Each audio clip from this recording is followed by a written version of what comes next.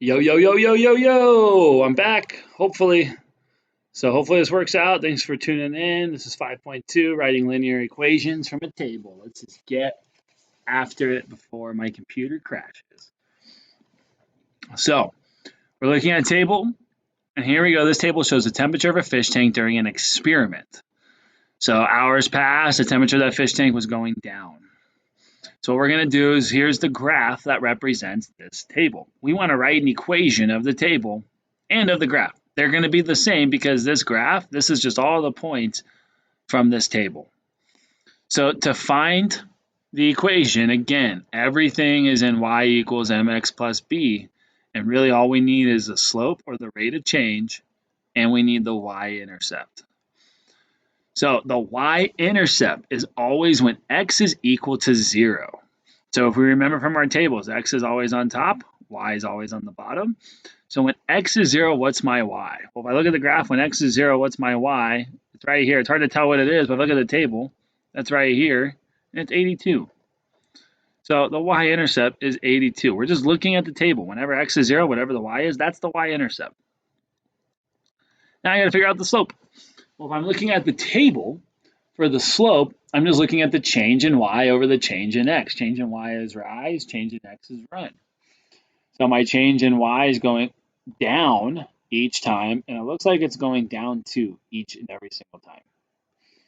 So my change in y is -2. My change in x is going, looks like it's going up 1 every time. -2 over 1, so my slope is just -2. So my equation is -2x. So we've already talked about rate of change in y over change in x. So we're doing that same thing, but now we're just looking for the y-intercept when x is 0. Let's look at another one. So to write an equation, we need the slope, we need the y-intercept. Okay, so this is a cell phone plan. Now let's Elizabeth choose how many minutes are included each month. This shows the monthly cost versus how many minutes you get. So first, let's figure out what the slope is. Let's figure out the change in y over the change in x. So my change in y looks like we're going up 6 each and every single time. So it looks like the plan increases by $6 every month. I'm sorry, depending on how many minutes. So it increases by $6 depending on how many minutes we have. So my change in y is 6. Well, my change in x looks like it's going up by 100. So that's 6 over 100. I can simplify that. If I divide it by 2, it's 3/50ths. Or I could have also written it as a decimal, which kind of makes sense actually for this particular problem because we're talking about money. Well, if I did 6 divided by 100, that's 6 cents. So what that means is because it's talking about the price increases as the amount of minutes increase, they're paying 6 cents per minute. That's the rate of change. So the rate of change is 6 cents per minute. So because it's money, we can write it actually as a decimal. And again, I figured that out by doing 6 divided by 100 is 0.06. Use a calculator for that. Or 600ths is an easy one because these are hundredths. We're 2 numbers after the decimal. And you just put your numerator in there. Now I got to find the y-intercept. The y-intercept is whenever x is 0. Well, if I look here, I don't have an x is 0. But if we notice, this is a pattern. It's going up every time. So if I wanted to continue the pattern until I get to x is 0, I can go backwards. So if I went up 100 and then I go up 6, I can go down 100 and then I can go down 6 to figure out that the y-intercept is 8. What this y-intercept means is that they have some type of charge up front. Maybe it's for the phone, or maybe it's just a monthly fee for having the plan, and then they got to pay 6 cents per minute. Okay, so that upfront cost is $8. That's the initial fee. So now I can write my equation into y equals mx plus b. My slope is 0.06, and that's times x, plus the y-intercept, which is 8. So cost them $8 up front after not even using the cell phone, not even using any minutes, and then it's 6 cents per minute for the plan. Okay, I think you guys can try this one on your own, actually. So I think you can find your change in y, change in x, figure out the pattern, find the y-intercept, and see what happens. So pause it if you haven't done so already. Please pause it and try it. You guys should be pausing it and trying these. It's a great way to check to see if you understand what's going on in the video. So x is always on the left, Y is always on the right. So I'm looking for change in Y over change in X. So from here to here, we go up 75,000. Same thing, it's maintaining that same constant rate of change. And our X's are changing by 5. So my change in Y is 75,000. My change in X is 5.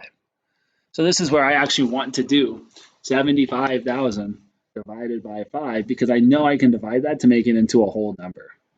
So again, if you need to use a calculator for these right now, I'm okay with that. I'm using a calculator just to make sure I don't mess it up, and I get 15,000. Okay, so the water released from Hoover Dam is 15,000. My Y represents water, meters cubed. My X is represented seconds per 1 second. That's the rate on which it's releasing water. So there's my slope, 15,000. Okay, so now I got to figure out what the y-intercept is. Well, the y-intercept is whenever, the y-intercept is whenever x is 0. Okay, well, x is 0. Let's see. I don't have an x is 0, but if I can take my pattern and I go backwards, I can go down 5. But if I go down 5, I got to go down 75,000. And I'm going to get to 0, 0. That means the y-intercept is 0. Because that makes sense. If we haven't actually started to release water, if no time has started, then no water has been released. So I'm going to start at 0, and then I can plot all these points. So 5, 75,000. 10 is 150,000. 15 is 225. And 20 is 300,000. And they make a straight line. When I plot those points, that's me trying to connect them. Missed a little bit. But my equation is my slope, which was 15,000, x. And there's no y-intercept. The y-intercept is 0, so I'm just going to stop there. I don't need to write the y-intercept. This is a proportional relationship. That's why it doesn't have a y-intercept. And it's a straight line that goes to the origin. Okay. Here we go. Salesperson receives a weekly salary. I want you to pause this one, write the equation on your own, see how you do. So pause it, try it out. Okay, here's what you should have gotten. So I hope you paused and you tried it out. Okay, because again, just copying down the answer is not going to help you in this case. Okay, we got to start trying it on our own. So the rate of change is 150 over 2, which is really just 75. We're going up 150. Our change in y is increasing by 150 each time. Our change in x is increasing by 2. So that's 150 over 2, which is 75. So that means $75 per computer sold. So every time this person sells a computer, they make 75 bucks. Okay. But they also just receive that weekly salary if they sell 0 computers. So what I did is I had to go backwards by 2. And I had to go backwards by 2 again to get to 0, because whenever x is 0, whatever my y is. So because I'm continuing my pattern backwards, I'm also counting down by 150. So they make a weekly salary of $250. And then plus $75 for every computer they sold. So no matter what, they're gonna, if they sell 0 computers, they're still gonna make $250 that week. But then for every computer they sell, they make an additional $75.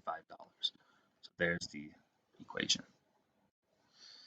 Okay, you have your things, remember, already in here. There's your steps. Okay, super important.